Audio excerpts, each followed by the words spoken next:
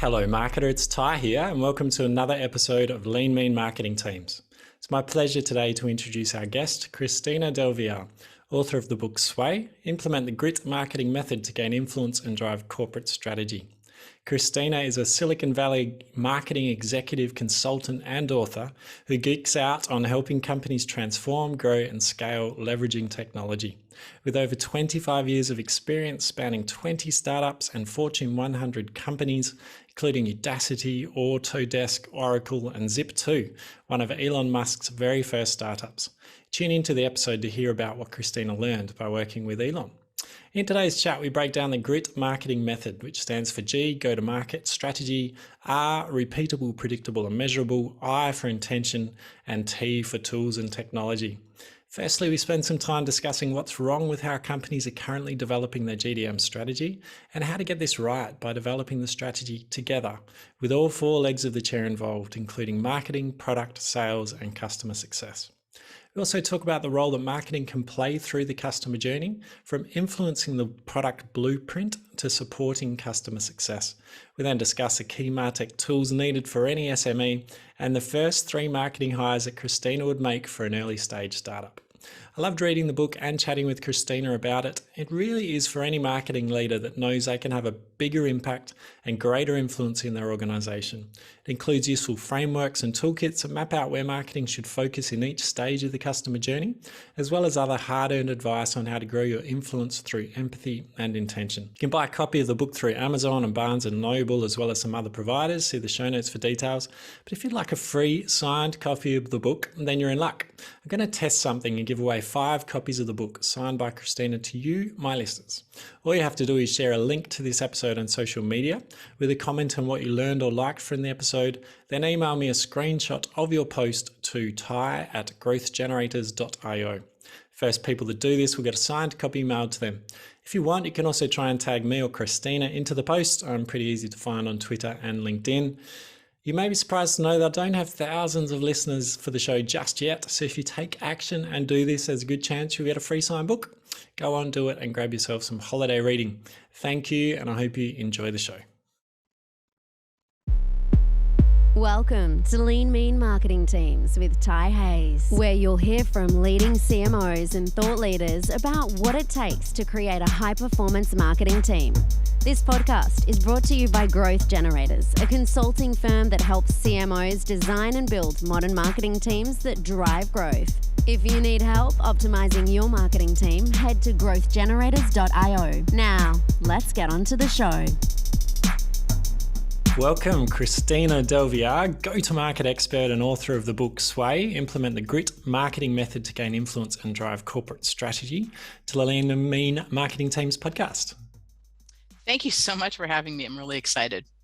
Yeah, I've just finished your book actually over the weekend and I really enjoyed the way it was laid out, packed with some great frameworks and strategies around the customer journey strategy, the lead life cycle, the buyer's journey, and all these frameworks and strategies and stories and experience that you've gained from over 25 years, helping Fortune 100 companies and more than 20 startups drive growth. So I imagine it was no easy task pulling that together.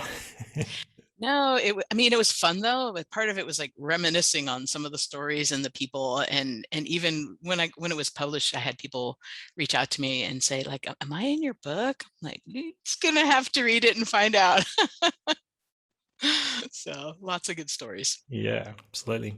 So we probably don't have time to go over your entire career summary, but I wonder if you can share with us maybe 1 or 2 pivotal moments that have had the greatest impact on your career.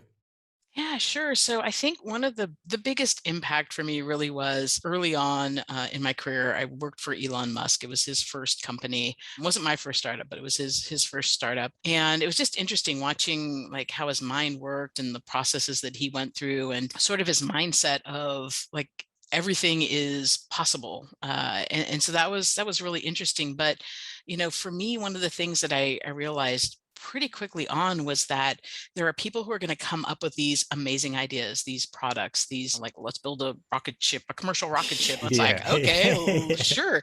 And the thing for me though is I'm not that big idea person. I'm the strategist that takes those ideas to market and makes them super successful. And I think for me that was important. And I think it's important for everybody to understand, like, where are your strengths? And for me, that was just a pivotal moment where I realized, like, I don't have to come up with the ideas. I don't have to build startups. I can go into somebody else's startup and really hone in on what it is that they're trying to accomplish and make that successful. Yeah. And I can see that play out in the book, where you talk a lot about building empathy with all the different teams and departments and understanding what their goals and objectives are and working together to build influence for marketing, but help everyone achieve the right objectives. So see how that's right. Yeah. And I think that I usually come into a company when they're at sort of a pivotal moment, whether it's they're trying to bring on a new product or solution, or maybe they have an exit strategy, an IPO they're trying to go for, or they're trying to penetrate a new market, like going from B to C to B to B. And so for me, again, the product and solution already exist. It's really just sort of understanding what that go-to-market strategy is or what the corporate goals are, and flipping that around and making that successful. Then, like you're saying, bringing everybody into that process, right? It's not just about marketing. It's not just about sales. It's not just about the CEO. So. Wow. So I have to ask, what startup was it and how did you land a job working with Elon Musk? It's really funny. I was telling somebody the other day, I was like, it was when Elon was just Elon. And my friend looked at me and she's like, he is still just Elon. I'm like, oh yeah. But yeah, it was Zip2. It was a competitor to City Search. And it was all about mapping and leveraging advertising dollars. And it was just sort of an interesting process. And even as part of that, he was talking about what PayPal might look like and SpaceX. Like way back in the day, like we would have Friday beers at his apartment with his brother Kimball, and it was just kind of, you just sit around and kind of talk about all these ideas, and some of them at the time like just seemed kind of crazy, but like just no question that he was going to do this. So that was the startup back in the day. Wow. So does he be like Steve Jobs has that, what was it called, the distortion reality field or something, that just breaks through what reality is and just says, no, we'll make this happen, build the right team to make it happen, and set that North Star that everyone believes in. And how important was that as a force, like for the culture? It's amazing. And I think that one of the things that he did, and one of the learnings that I got from him was, again, everything is possible. I remember being in a meeting and somebody said, well, this is what we need. And he was like, okay. And they're like, but we don't have it. And he's like, well, go build it. And they were like, okay. It's like some sort of Jedi mind trick. Okay, we'll go build it. But the thing is that then he gave you the tools, the resources, the people that you needed to go build it. And I think that that's a difference between him and other leaders, and maybe Steve Jobs. And I didn't work with him, but I worked with Larry Ellison, and he was the same way. It's like, okay, I get what you're saying. What do you need to make that happen, right? And that's critical, because then you're being built for success, and you're getting the tools you need. So, yeah. It's so important in marketing, like roles when you're hamstrung by resource or people, but you're given these objectives or OKRs that are almost supernatural, but they're not giving you the resources. Just builds frustration, right, amongst the CMO and the team.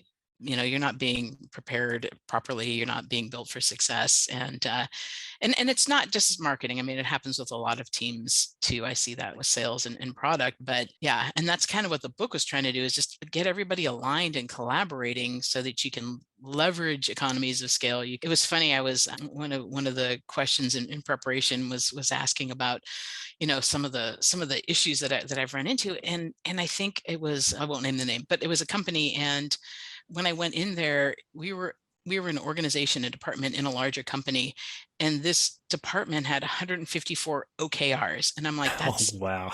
I'm like, that's not how that works. No. It's just not. So about 151 too many, maybe? We had there was 150 people. I'm like, so everybody has an OKR? I'm like, that just doesn't work. So, yeah. A bit more confusing than aligning. Yes. So back to that then. Any other problems you're looking for this book to solve, or any other genesis of the why you wrote this book? Yeah, I think for me, and again, I did focus on marketing and I did focus on B2B. And it just sort of came about because I feel in particular, having, kind of grown up in this career, marketing is just, it's very much undervalued. And a lot of people don't understand what it is that marketing does. And that's true of everybody across the organization, whether it's leaders, board of directors. There's tons of examples in my book about that. And so I just felt it was really important. Initially, I was going to write a book that would help these other people understand what marketing did. And then I realized that wasn't going to work. And I think for a variety of reasons, but I think part of the problem is that marketing ironically does a really bad job marketing ourselves, right? Like we know what we need to do. We market our product and solution every day. And now we need to think about how we can market ourselves and our value and the impact that we bring. Yeah. And that's really what I wanted to do with the book. Yeah. 100%. And so important, especially for the leaders of teams. Like that was always the first thing I'll do when I got that job is like go around and meet with all the other stakeholders and what's marketing like? No, really, what are they like? What are they doing? What do you think we do? Yeah. And what are your objectives and how are we shifting the needle on that and triangulate that opinion of marketing and then go about a bit of a brand strategy and a repositioning, right? To go, right, if we're going to become that revenue center, as you talk about in the book, then what do we need to do that? And that often starts with that empathy and understanding of all the stakeholders and their problems and what they're trying to do and how you can support that. Exactly. And I think that that's so critical. I think that there's so many other people in the organization that are sort of kind of forgotten or isolated, siloed as well. And the more we can understand what it is that they're doing and what we can do to help them, the more significant, the more successful everyone will be. So, and I see this like, especially for centralized teams, like if they're disconnected to the business units and they're not in there, they don't have any staff on the ground, boots on the ground, tentacles into the other departments, and they're just focusing on brand and the top of the funnel stuff and not converting through. That's a downward slope. Whereas if it's more hub and spoke, or it doesn't always depend on structure. I think I've found that hub and spoke or squads or whatever, where there's product as well as the central teams. Works well to build the connection with the other areas, but at least making sure there's structures in place, having an ongoing conversation. Like I've been in roles where I've had to go from decentralized to centralized or hub and spoke. And I found it. First point is, seek first to understand, Stephen Covey's first principle, and keep up the monthly connections with the right stakeholders and have that at all different levels. And it's simple, right? I mean, it's just relationship building. And it's one thing that I do with my teams. And sometimes it's kind of covert where I want my teams to integrate as much as they can and understand what other people are going through. So no matter what level you are on my team, I will have you connect with people on other teams. And it could just be for coffee or a quick chat or check-in or brown bags or whatever it is. And again, sometimes both people know that this is happening, I'm trying to build these relationships. And sometimes it's the manager and I that we're trying to talk, but because you have your goals and your priorities, and without really understanding what the other person's priorities or team's priorities are, it's hard to manage everybody's expectations. Yeah, absolutely. Fantastic. Well, in your book, you talk about the G.R.I.T system. Can you share with our listeners a quick summary of this acronym? Sure. Yeah. And I was just on a kick one day and I was like, I think I can turn this into an acronym. I was trying to do grit and moxie and I was like, okay, that's just too much. But I think those are characteristics that marketers have. G stands for go-to-market strategy. The R stands for repeatable, predictable, and measurable. And I know we're going to get into a little bit more in a bit. The I stands for intention, just basically doing everything with intent. And again, lots of examples on where that worked and where it went wrong. And then T stands for tools and technology, which again is sort of that underlying foundation that allows you to develop, implement, and measure all of the different programs and campaigns you're running. Yeah, fantastic. Well, maybe starting with go-to-market then. Yeah, we've touched on some of this, but maybe what's wrong with how companies are developing their go-to-market strategies today? Or what challenges have you seen? Yeah, I think it's been interesting because as I've gone off on my own and I'm doing more consulting and I do go-to-market strategy audits, and what I'm finding is that and this is why I'm looking at writing a second book on how to develop a go-to-market strategy. People don't really know what a go-to-market strategy is, right? They might have a piece of it. They might have like a marketing plan or a sales plan, and part of it also goes to sort of having that one North Star, which is usually a revenue goal instead of 154 OKRs, because you need to think about the everybody in the organization working towards that one North Star, that one goal, and always asking yourself whenever you're thinking about spending even a dollar, like, is this going to get us there? Maybe in the short term, maybe medium term, maybe in the long run. But if it isn't, then you shouldn't be doing it. And you need to empower your teams to recognize that and then also say no to things as well.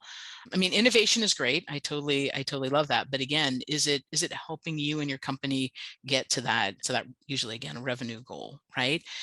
And so I think that's the big problem is people don't have a true go-to-market strategy, or maybe they developed it like 5 years ago, and that's like way too long. For marketing, we're often not involved in the development of that go-to-market strategy. We're just kind of handed this, what I call like we're handed a recipe and we're like not given ingredients. We don't have money to Yeah. buy anything. It's just like, Yeah. here, this is what we came up with. Go work some magic. And it's like that again, Yeah. that's not how that works. Yeah. It's and again, not just marketing, but I feel really strongly that customer success should be involved in that development, product sales, everybody, because we all have a part we need to play and we all need to be working cohesively Yeah. to make it successful. Yeah. And what problem then does that lack of collaboration create, and what ends up missing in that GDM strategy? Yeah, I mean, I think what ends up happening, and maybe you do have a go-to-market strategy, but then teams just end up kind of getting a little bit siloed. So maybe you're working parallel. It's not a linear process, right? Marketing is always going to be part of it, whether they're helping product define what the features and functionality should be, you're working on pricing and bundling, or even just getting it on the website, right? And so marketing keeps coming, it's more like a circle, we keep coming back into it, sales keeps coming back into it, product keeps coming back into it.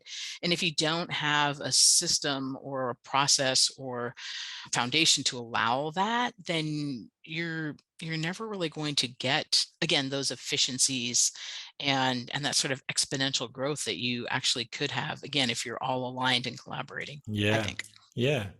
And in the book, you gave a good example of how to do it well, and you kind of talked about that four-legged chair analogy. Talk us through that and the importance of that. Yeah. So for me, I think about it. You have a chair and it's got four. You can have a three-legged stool, but I really wanted a four-legged chair because again, you have product and again, if you think about the customer journey, there's product, then it goes to marketing who messages, packages it up, branding, programs, and then you have sales who's selling it, and then customer support and success who are implementing it. And you can, if you don't have one of the legs, or maybe like one of the legs is shorter than the other, you need to have that balance. Otherwise, it's just the structural integrity isn't there. You can design a really pretty chair, you can design different colors, it doesn't really matter, but Yeah. you need to have that structure in place, and they're all working together to make it work and stabilize.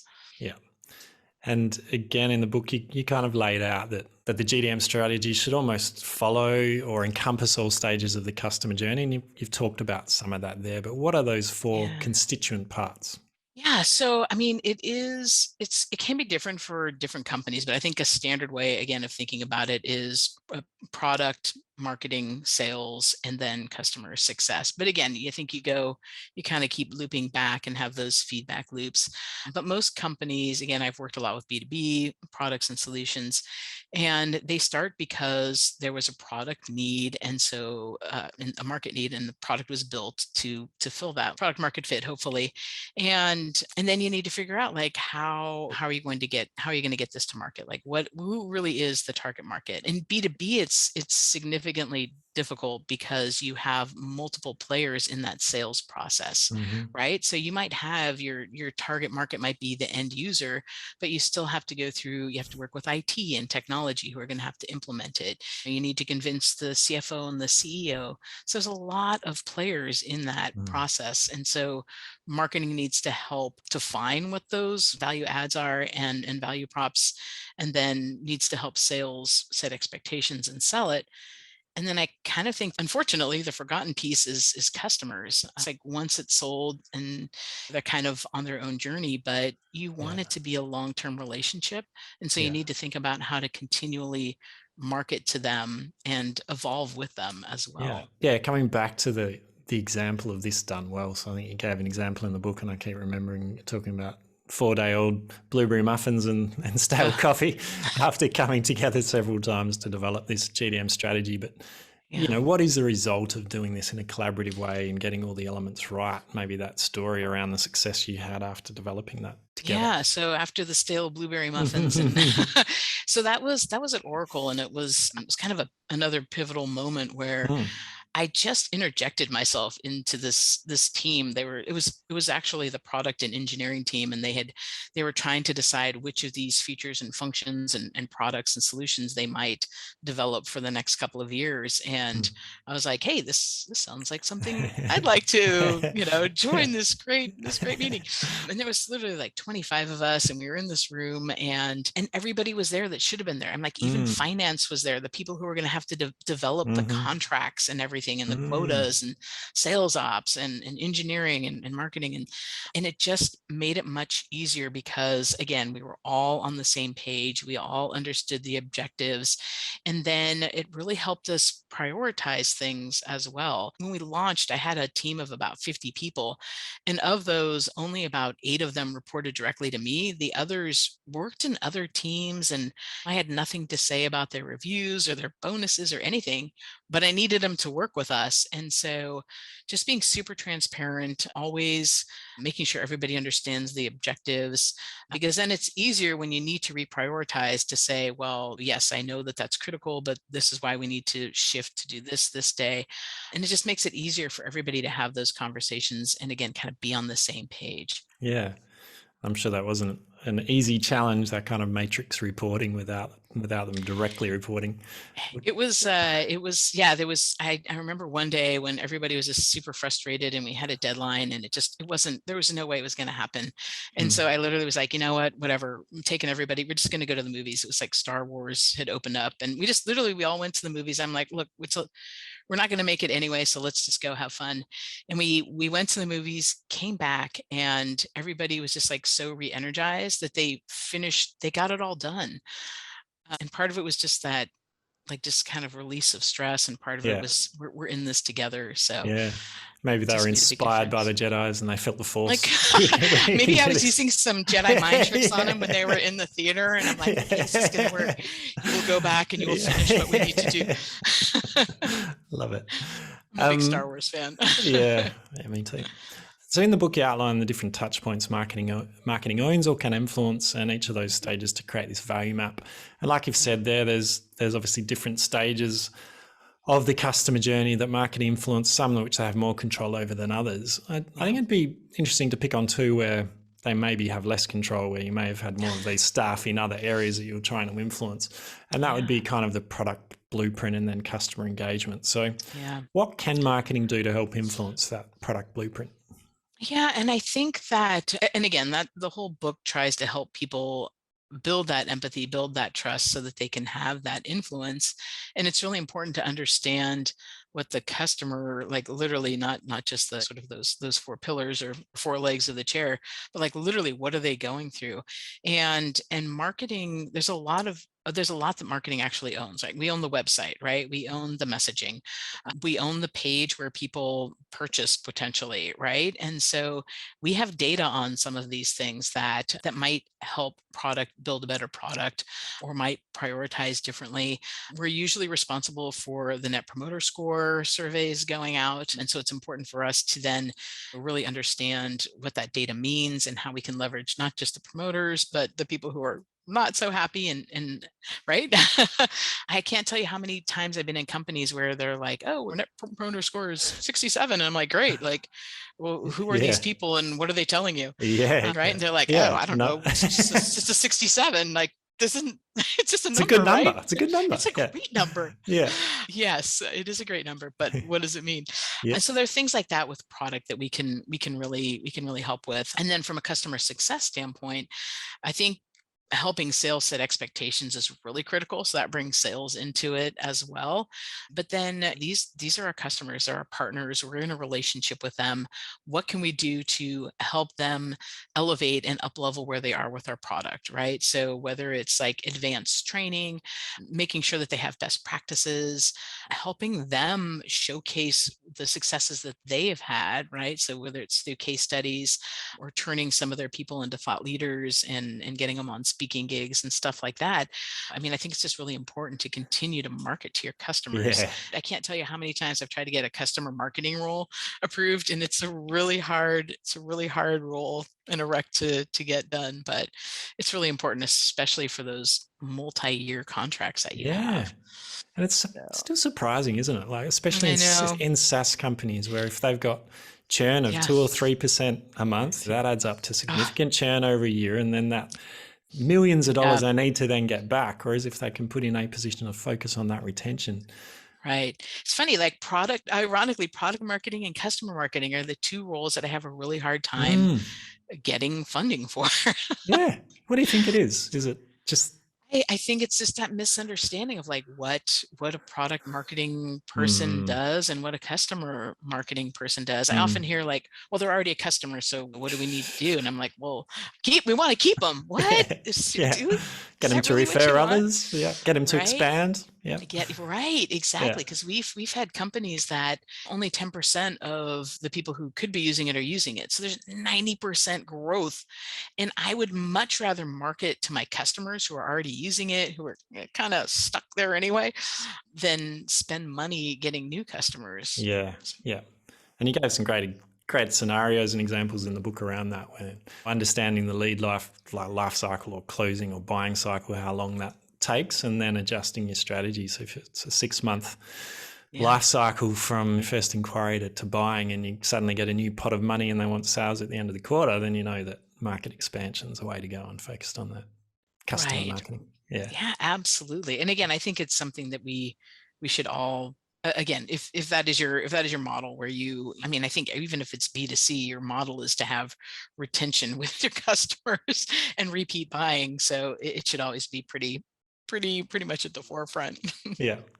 One thing I'd love to, query you about, given your deep experience. Obviously, a central theme of the book is knowing who your customer is, what pains you solve for them, what information they need to move forward at each stage in the customer journey. You've talked about some of the data you can see, how they're using the product, where they're dropping off, etc. But I'd just Yeah. love to know, what process have you found the most useful to generate user personas and customer journeys, and how much research do you need to do it well?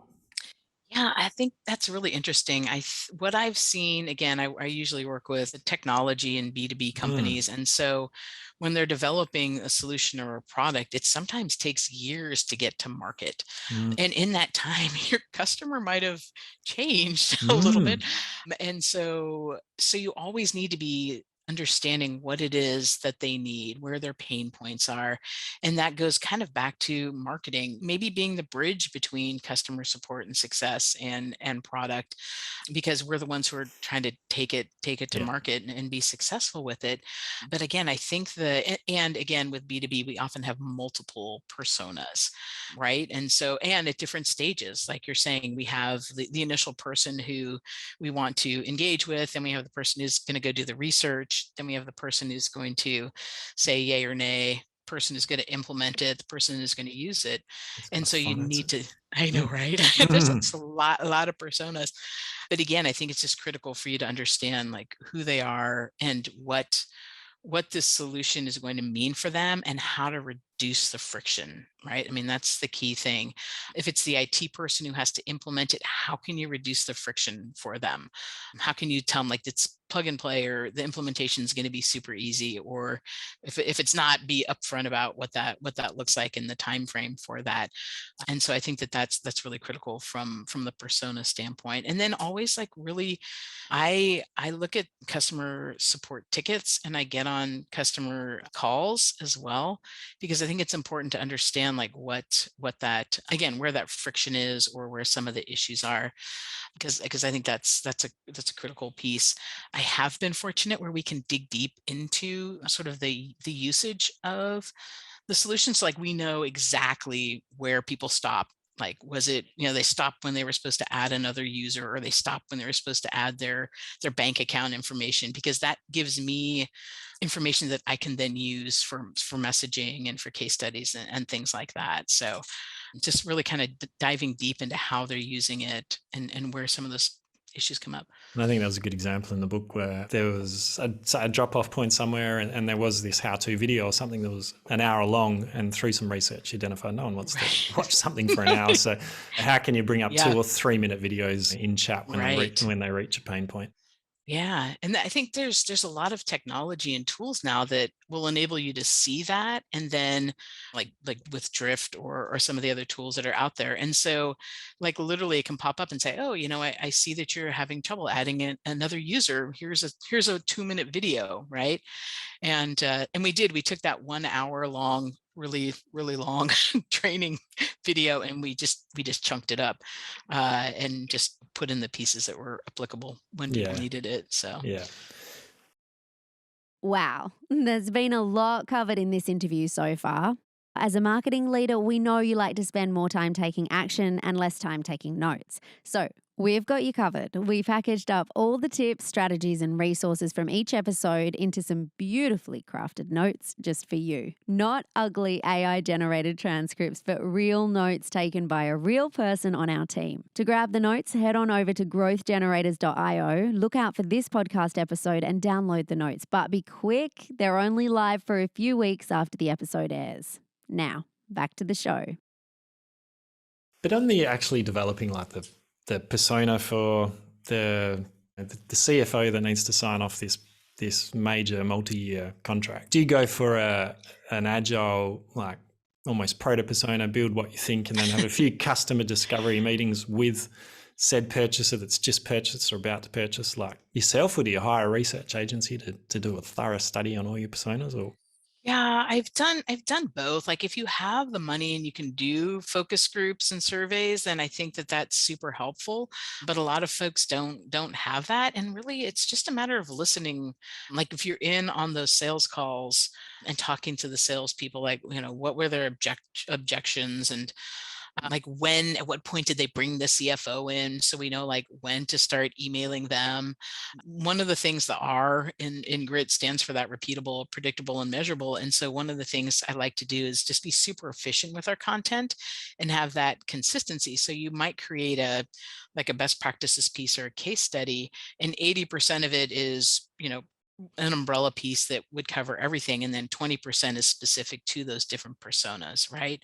So the outcomes might be different for a CFO. CFO might be like more ROI based, and an IT person, it might be more like plug and play, super easy to implement based information. So yeah. And in SaaS and any high ticket purchase, those case studies and testimonials are critical, aren't they? And knowing when to use them for the right audience. Right. Yeah. So RPM, that's the next part of G.R.I.T. How impactful has that strategy been in building trust with different audiences, from the executive to sales to product, kind of like internally, just by understanding the audience pain points and creating messaging relevant for them based on what they care about? Yeah. So again, we often get siloed, or then we might have conversations, like marketing might have a conversation with product, and sales might have a conversation with customer success. And unless we're all in the same room having those conversations, it's really hard to put things in context, right? I think it's context that's missing in so many things. Like in one case, I was trying to get product actually to reprioritize a feature. And if this feature was built in the time frame that I needed it built in, it was actually going to increase our revenue like by millions of dollars. So it was significant. And product was like, no, we've got our roadmap and this is what we're going to do. So I actually ended up going to engineering and told them, like, this is what I'm trying to do. This is why I want it done, and this is the impact that it will have. And he literally looked at me and he had this weird look on his face. And I was like, are you okay? Like, you like throw up or something? I'm not sure what's going on here. But, and what he said was, he's like, nobody has ever explained why these priorities are the way they are. And nobody's ever helped me see the financial and revenue impact my team has. And I'm like, well, you're building the product, so pretty Significant. much Yeah. it's pretty significant. Yeah. Everything you do is impactful. Yeah. And so just helping them with the context is really critical. I probably should have the product person in that room at the same time, but going back to having everybody aligned. But again, I think that's really the critical piece is don't just have conversations with your own team, and don't just have conversations with, the next step team there, but like have everybody in there so that everybody understands, again, in context, what the objectives are. Yeah. Yeah.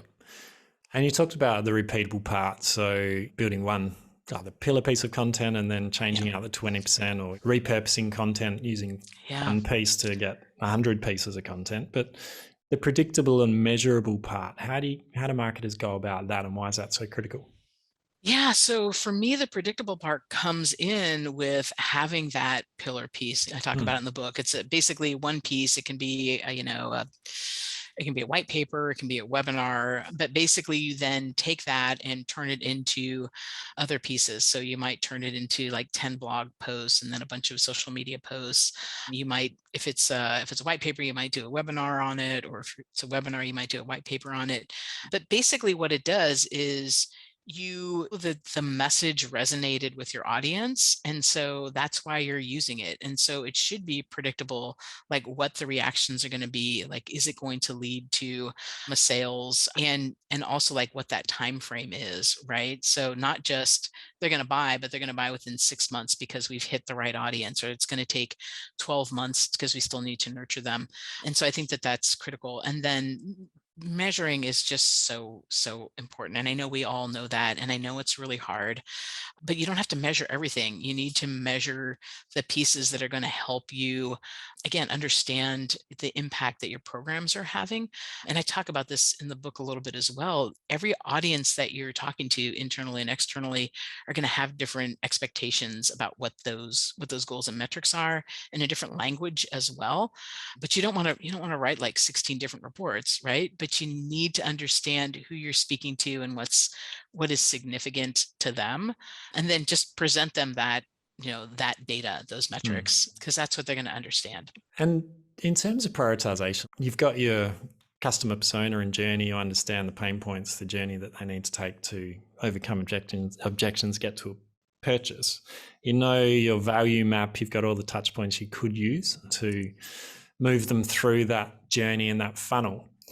If you don't have such a track record as yourself, if you're more an up and coming marketer and don't know which channel is going to work best, do you use have you found ICE as a useful prioritization, or how do you kind of prioritize which initiatives to try through that value map?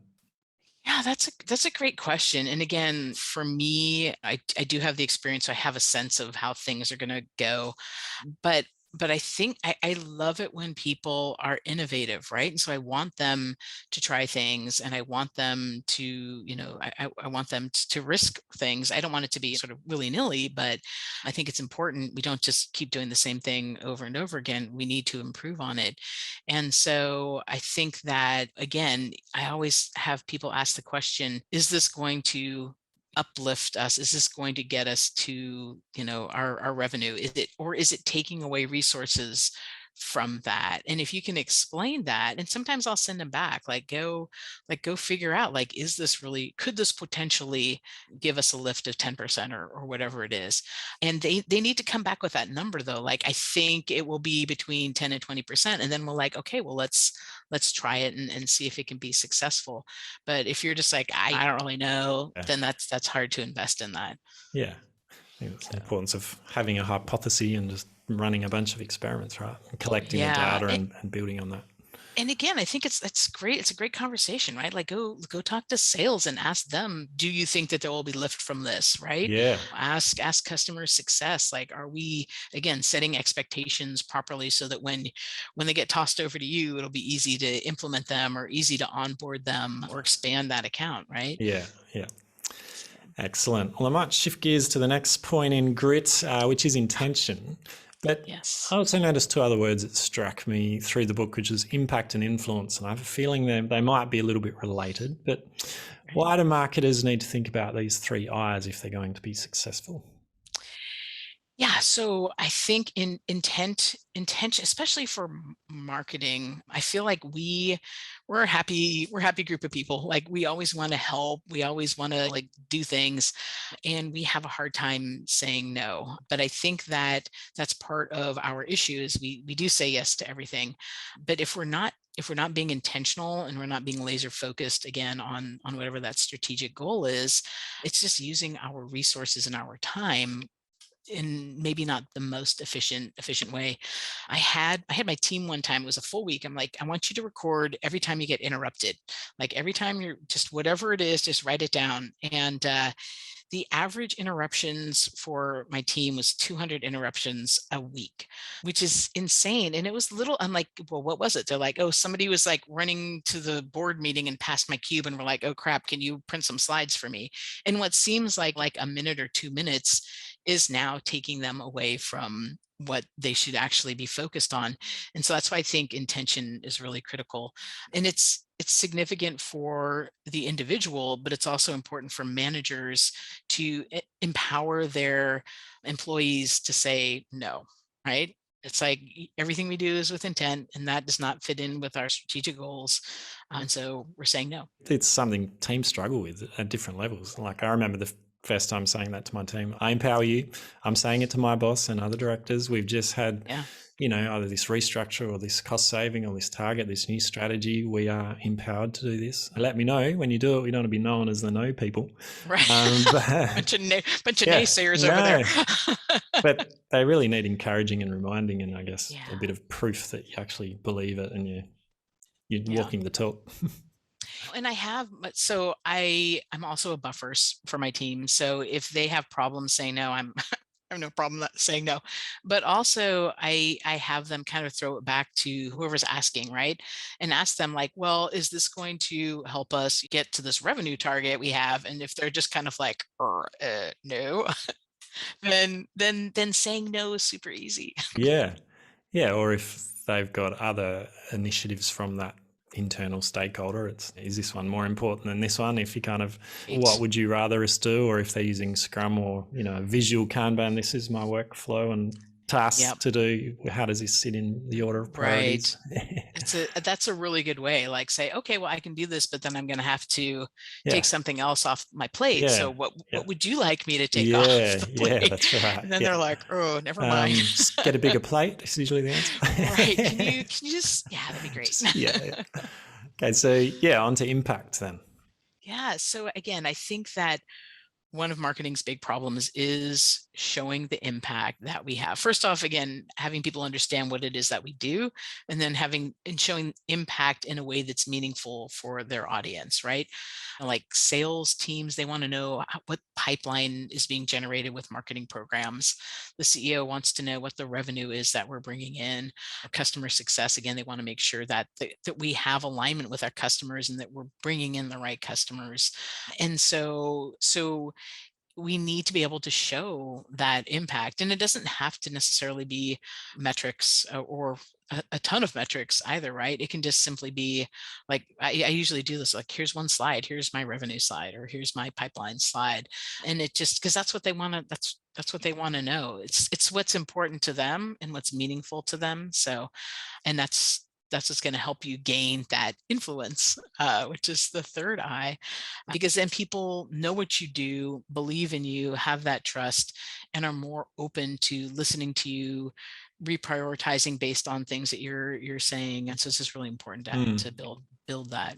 And you can see how they're all connected, and almost in that. Do you think it comes in that order? Like, be intentional about what you're trying to do. Create an impact first, like get some runs on the board saying, I think this will happen if we do X, get the result of Y. And then, slowly expand from there and build that influence based on delivering what you said you could deliver and showing results. Yep, absolutely. And then it expands, right? It's a snowball effect. Then you have more and more influence. And then, like I say, then you conquer the world. Doesn't happen overnight, right? Yeah. I mean, it takes time to build that trust and influence, but I have to start somewhere. So. Yeah. But the language is so important, I think, as marketers, yeah, sometimes we just present the wrong data that means a lot to us but nothing to them, and it's like just speaking Yeah. a different language. We're speaking Spanish and they don't understand it, and we're wondering why they're Like, looking at us with confused looks. Yeah. right, or why they stop looking at us at all and are on their phone. But yeah, I think one example was I was at a company and we had a monthly sales meeting, and my team, like, we went through the same process every month. We started at the top of the funnel, like, this is website traffic, this is how many leads, this is a conversion, this is MQLs, SQLs, blah blah blah. And by the time we got to the blah blah blah part, which was the revenue or sales pipeline that we had generated, they'd just completely checked out. And so I was watching them in this meeting one time, and I'm like, literally slowly watched their eyes glaze Blinkers over, come and down. Yeah. right, and then wondering, like, when the cookies are going to show up, and Yeah. like, trying to figure out how they can look at their phone. And I was like, oh my god. So I literally told this person, I'm like, flip the slides, and they're like, what are you talking about? I'm like, flip them, just start with the last slide that has the pipeline on there. And they did that. We started with that slide, and it was the only slide we ever got through, because and then they were asking questions like, well, how did we get here, and how did this work? And I'm Yeah. like, Yeah. yeah, Yeah. okay. Let me answer So that. Yeah. let me tell you how we did that. Yeah. Go to Yeah. slide Yeah. one. Something I prepared earlier. Yeah. Yeah, we happen to have that. Awesome. Okay, so on to technology and tools then. So yeah, I really like this. It gave it a digestible kind of insight into how to think about your MarTech stack and the importance of getting this right to enable your strategy. Obviously, a lot of tech tools are mentioned in there, and rather than go into detail, I like some of the other scenarios you had in your book. So I thought I'd give you a scenario, put you on the spot. Awesome. What MarTech stack would you recommend? Sounds like a game show. For a small enterprise in the learning and development industry that offers leadership training to organizations, so typically sold to HRDs, department heads, CEOs, and they might offer some online short courses, some diagnostic tools. What kind of tech stack might they need? Gotcha. Let me think about this. So I think in general that the tech stack is critical for marketing because it allows us to define, implement, and measure all the programs that we have. So it's really important to understand those tools. And oftentimes I think marketers let somebody else make that decision for them. Let them make the decision on in terms of how it's going to be implemented and how it's going to be integrated, whether it's Salesforce or Marketo. So I feel strongly that you need a marketing automation tool, you need a CRM, and you need to understand as a marketing person how they're working together. And again, sort of that customer journey, all those different points that are coming into that. And you need to refresh it often as well.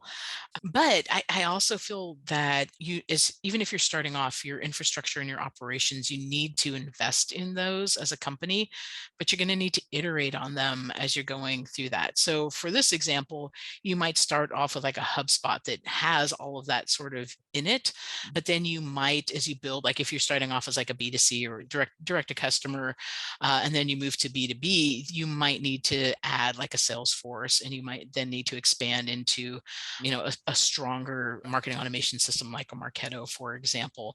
And so it's hard to say like, this is what you need, and it's the only thing you'll need, because that system should always be iterated on. And again, you might need to expand on it and move to other systems as well. Yeah. Yeah.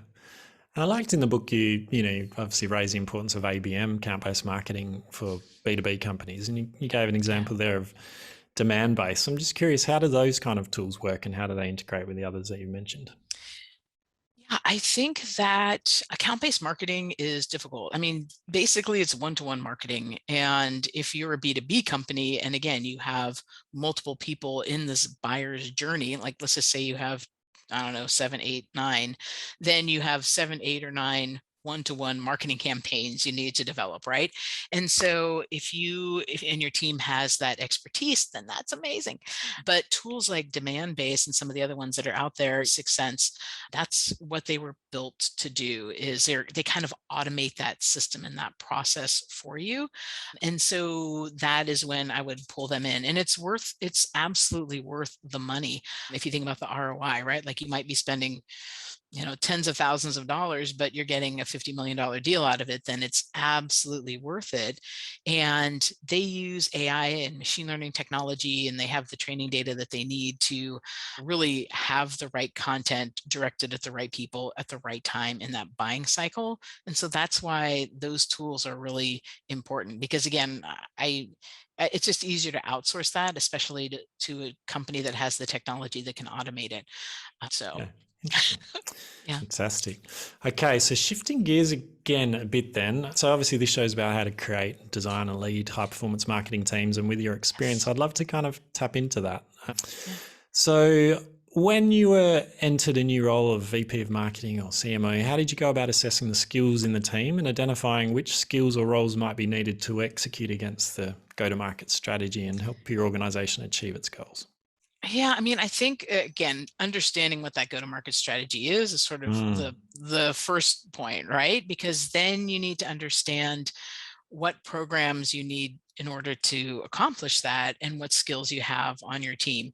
And in some cases, I've had teams that they had the skills, they just weren't maybe executing at the level that they could have, or maybe they didn't have the resources. So you need to understand, do they need more money or other tools or systems?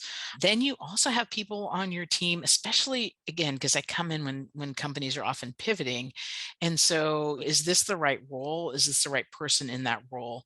Do they need training and skills to sort of up level themselves? Do they have a skills gap, right? And can you fix that? Is that something they're interested in? So I spend a lot of time with those individuals trying to understand what it is that they like, what it is that they want to do. And in some cases, I've had instances where I'm like, look, I think you'd be great at that, and I will actually help you get the training, but we are never going to have that role available at this company. And so I will help you get the skills you need so that you can find a job somewhere else, because I need that headcount to do this, right? And so it's just being honest with everybody and transparent, and giving them a platform so that they can be open and honest about what they want. I've also had them where they're like, you know what, this is what I do, but I would love to try this. And then it's like, okay, well, what's a plan to get you to that level? And so it's a matter of really understanding again the people, the skills that are needed, and working with them, because it's their career, right? It's their they have to have balance, and you have to help them sort of have that trajectory that they're looking for. Yeah, absolutely. Yeah, I Yeah. had Chris Taylor on the show before. He was CMO at the Heart Foundation and now CXO at Movember, but he talked about similar things about just first when joining those roles, just understanding what Yeah. staff do, what they want to do, what their skills are, what their ambitions or desires are, so you can either help them navigate into new roles or build roles around strengths. And because I think Yeah. there's nothing better when you do go through a restructure to move the right people into the right roles, and Right. when that's not possible, support people with what they need to go on to something better somewhere else. Yeah, absolutely. And I Yeah. mean, it can be tough, right? But I mean, Mm, at the end of the day, it's better for everybody. And yeah. and I always try to help Yeah. them get into Yeah. to other roles, and Yeah. whether it's in the same company or a different company, whatever. Yeah. So Yeah. Okay, so another scenario then. You've just been yeah. hired as new CMO or VP of marketing for a B2B SaaS startup. It's just received 5 million funding to prove product market fit. Focus is Nice. on new customer acquisition. What would be your first 3 hires and why? We've talked a little bit about that product marketing role, and I think that when you're first starting off, it's a good role. They act as a bridge. They can sort of translate what product and engineering has developed, and so I think that that's a really critical role. And I think it's a role that should sit in marketing, at least at that stage, right? The other person I would hire is somebody that does demand gen, right? Somebody's going to build those programs, and then a content person to help that demand gen person sort of generate the tools, the messaging, whether it's case studies, best practices, things like that, website content. So those are probably the first three that I would hire. I think it's interesting though, when I've advised companies on this, they're like, okay, we need to hire a CMO. And I'm like, do you really? And then if you hire a CMO, do you have enough funds Yeah, to to do anything. enable them to actually Yeah. do their job and hire more people? And then they're like, no. And I'm like, well, then I would hire a fractional CMO and hire multiple people to execute, right? Like tactical and strategic.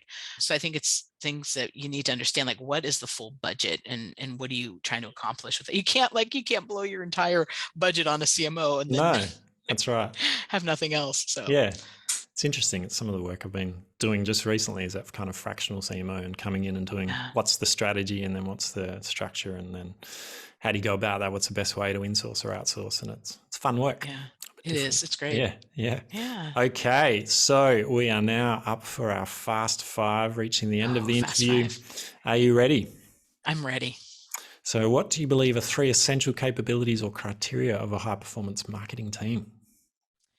I think the ability to say no is critical. Yeah. And yeah, we've talked Well, I about haven't had that. that one on here yet. Like, I think it's so important as well, but I think you're the first Right. to say it as one of the And top 3. I think so, right? Because again, it goes back to that intention. I feel like you need to you're at work a lot, and the more fun you can have. I mean, I know that sounds kind of silly, but you need to build an environment of fun and also sort of safety, if you will. So and that goes to building trust and then just recognizing the skills that they need and what those skills gaps are and helping them sort of achieve the right level of Mm, knowledge so that they can be successful, basically mm. setting them up for success. Yeah, like that. I had Holly Ransom on the show just recently, and we talked a fair bit around psychological safety and how important that is to Oh, create the right culture. yeah, Yeah, yeah, which was yeah. fantastic. Yeah. Yeah, I have what I call the white flag. It's like, tell me, I'm like, we can fix a lot, right? And I want them to be innovative and take risks, but throw up the white flag before before we're in trouble, right? Like, and let's fix it or reprioritize or ditch it before it gets to a point where it's a big issue. But you have to set that environment up for them and that safety for Yeah, sure. yeah. You want Yeah. the bad news traveling to you first before it goes to someone Yes, else. please. And how would you describe your team's culture in one word? Empowered. Hmm. I like to empower them Yeah, and I like them to feel empowered. yeah. What is one metric you've successfully used to track and measure team performance? I really think that marketing needs to focus on revenue. And I literally feel like whether we own it as an established ownership or not, like the revenue target of the company is what our number one metric should be. And we should be measuring against that or towards that. Yep, 100%. And what is one skill or capability you've learned recently that you wish you developed much sooner in your career? Um, I've thought about this one and yeah, I'm always trying to learn and have my teams learn. And I think one of the key things is just knowing which metrics are the critical metrics for Mm. those different audiences, right? Mm. Like, I mean, I learned this, a while ago and I teach it to my teams, but Mm. like first half of my career, I was like, here's everything. Yeah, yeah, Right. And, yeah, less is more. So yeah, yeah, I think that's a good one. yeah, it is a good one. And what book or books have you read you found yourself recommending to others or that you think our audience would gain value from? Yeah, so I love reading, and the couple of ones that just came out. Anne Hyatt, who worked with Jeff Bezos and some of the Google executives, she has a new Mm-hmm. book out. I think it just came out a couple of weeks ago called "Bet on Yourself," Mm. and it kind of gets into some of the similar things I've been talking about, like whether it's that influence or just having sort of that moxie to go do what you think is right, whether it's you as an individual or starting a company or within your own company. So that's a good one. Yeah. Then another really good one, I think is Brandy Starr. It's called CMO to CRO, and that gets to my, it's like we should be thinking about revenue and how, again, how we can take over the world and conquer it. But yeah, I think that it's an important one for marketers to consider. Those are kind of the two key ones that I've been focused on lately that I think are important. There's so much that's come out during COVID. Actually, Evelyn has one that came out. I can't remember the title of it, but there's several of them that talk about data and metrics.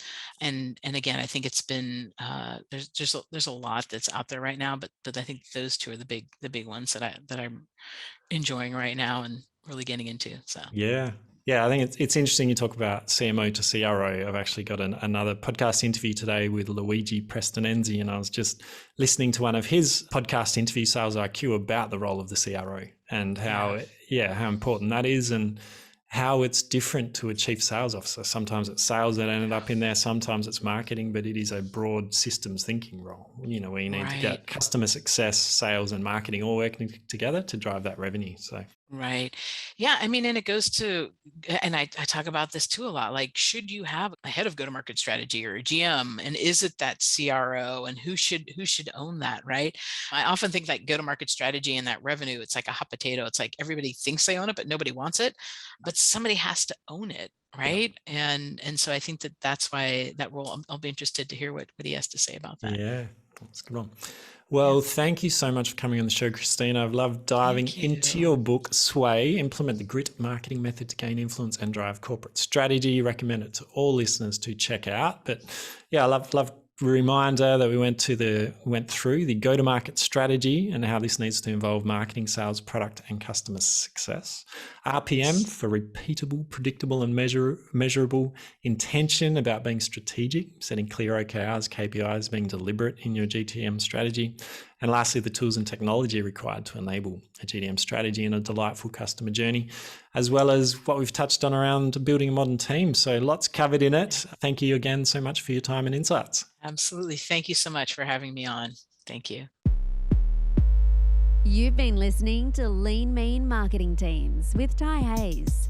If you love the show, please remember to hit subscribe so that you can discover more tips and strategies to build a high-performance marketing team. And if you're feeling generous, please tell someone about the show who you think would benefit. We're on a mission to help CMOs build their dream team and enable marketers to do their best work. And we appreciate your help in spreading the word.